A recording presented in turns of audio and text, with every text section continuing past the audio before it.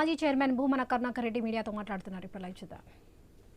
SIT తనిచ్చినటువంటి నివేదికలో supplementary charge sheet లో చాలా స్పష్టంగా ఎన్డీడీబీ ఇచ్చినటువంటి రిపోర్టులో యానిమల్ ఫ్యాట్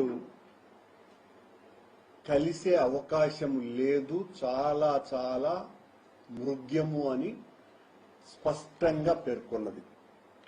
అలాగే వాళ్ళు ఎన్డీఆర్ఐ రిపోర్టు కూడా ఆ తర్వాత శ్యామలరావు గారు ఉన్నప్పుడు ఆ 4 ట్యాంకర్లు ఏదైతే ఉందో చంద్రబాబు గారి హయాములో ఏఆర్ డైరీ సప్లై చేసినటువంటి 4 ట్యాంకర్ల నెయ్యిలో ఎన్డీఆర్ఐ రిపోర్ట్ ఇచ్చినటువంటి దాంట్లో కూడా యానిమల్ ఫ్యాట్ అన్నది లేదు అన్నటువంటి విషయాన్ని స్పష్టంగా సిబిఐ తన సప్లిమెంటరీ ఛార్జ్ షీట్ లో పేర్కొన్నది. అయినా ముఖ్యమంత్రి గారు, తెలుగుదేశం, జనసేన పార్టీలు సిబిఐ తన నివేదికను కోర్టుకు సబ్మిట్ చేసిన తర్వాత పూర్తిగా ఆత్మరక్షణలో పడిపోయి తప్పు చేసింది మనమే అని వాళ్లకు అర్థమైపోయి ఎదురుదాడికి ప్రయత్నం చేయాలన్న ఆలోచనతో రాష్ట్ర వ్యాప్తంగా నెయ్యిలో కల్తీ దొంగలు, లడ్డూ దొంగలు వీరేనని జగన్ గారు, మా నాయకుడు, నేను, సుబ్బారెడ్డి, మా ముగ్గురి ఫోటోలతో రాష్ట్రమంతా కూడా అనైతికమైనటువంటి ఫ్లెక్సీలను ఏర్పాటు చేశారు. దీని మీద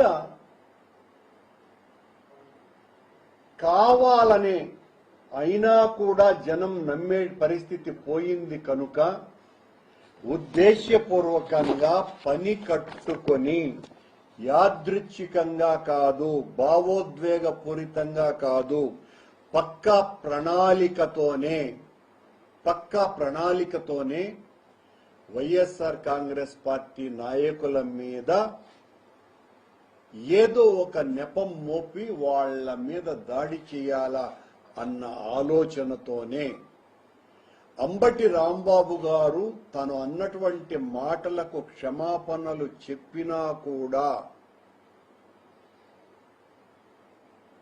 సహించలేకుండా చంద్రబాబు గారి ముఠా ఆయన ఇంటి మీదకి 3,000 మంది రౌడీ మూకలను పంపి, ఆ రౌడీ మూకలలో కూడా తెలుగుదేశం పార్టీకి సంబంధించినటువంటి కార్యకర్తలు, నాయకులే కాకుండా యాంటీ సోషల్ ఎలిమెంట్స్ ని పురికొల్పి జోగి రమేష్ ఇంటి మీద, రాంబాబు గారి ఇంటి మీద దాడి చేయించిన మాట పచ్చి వాస్తవం.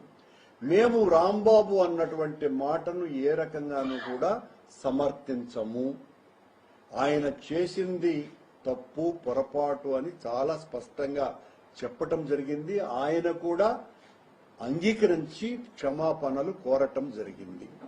కానీ డైవర్షన్ పాలిటిక్స్ లో భాగంగా భరించలేని చంద్రబాబు గారి పార్టీ, జనసేన పార్టీ ఈ రకంగా రాష్ట్రమంతా ఓ విధ్వంసకర రాజకీయాన్ని చేయటానికి దాన్ని సాకుగా తీసుకొని మా మీద దాడి చేస్తున్నది.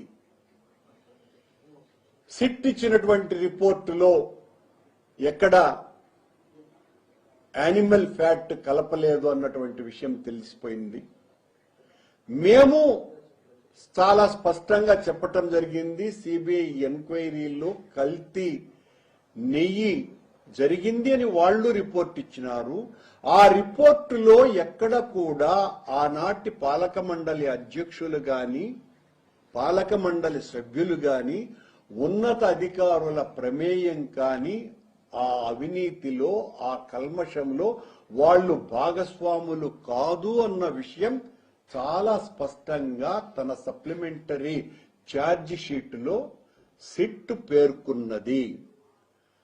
ఆ సిట్ నివేదికలోనే వాళ్ళు మరింత విస్పష్టంగా టీటీడీలో ఉన్నటువంటి కొద్దిమంది అధికారులు, టెక్నికల్ ఎక్స్పర్ట్స్, ఆ ఎక్స్పర్ట్స్ కూడా తెలుగుదేశం పార్టీ హయాం నుంచి ఉన్నటువంటి వాళ్లే, అంతకు పూర్వం నుంచి కూడా ఉన్నటువంటి విజయభాస్కర్ రెడ్డి లాంటి వాళ్ళు, ఎప్పటి నుంచో టీటీడీలో పనిచేస్తున్నటువంటి అధికారులు, అలాగే నెయ్యిని సరఫరా చేసినటువంటి సరఫరాదారులు, వీళ్ళందరూ కుమ్మక్కై అవినీతికి పాల్పడి నెయ్యిలో కల్తీని వాడినారు అని వాళ్ళు చాలా స్పష్టంగా చెప్పినారు.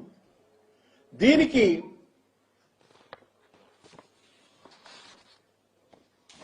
ఏ కంపెనీలైతే